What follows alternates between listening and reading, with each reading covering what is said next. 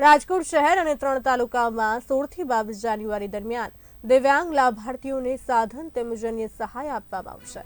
જિલ્લા કલેક્ટર પ્રભવ જોશી દ્વારા આ અંગેની માહિતી આપવામાં આવી હતી, જેમાં જણાવાયું છે કે તારીખ 16 થી 18 જાન્યુઆરી દરમિયાન રાજકોટ શહેરી વિસ્તારના દિવ્યાંગો માટે કેમ્પ યોજાશે, જ્યારે તારીખ 20 થી 22 જાન્યુઆરી દરમિયાન ધોરાજી, ઉપલેટા અને જેતપુર માટે કેમ્પ યોજાશે।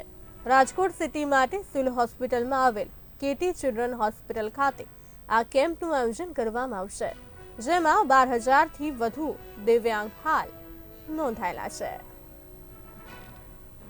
રાજકોટ સિટીમાં 16, 17, 18માં દિવ્યાંગજનો માટે motorise tricycle, cerebral palsy chair, wheelchair, કાંક ઘોડી, કાનનું મશીન, ફોલ્ડિંગ સ્ટિક વગેરે સાધનોનું અસેસમેન્ટ પહેલા કરવામાં આવશે।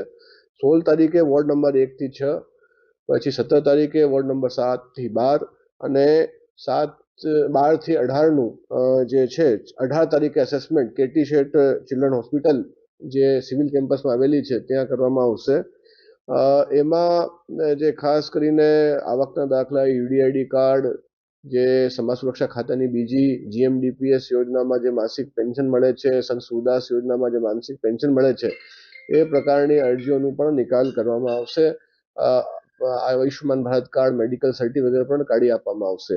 રાજકોટ જિલ્લા જે છે એમાં પણ 20 તારીખે આપણે ઉપલેટા, પછી ધોરાજીમાં 21 તારીખે અને 22 તારીખે જે છે એ આપણે જેતપુરમાં એ કાર્યક્રમ યોજાશે।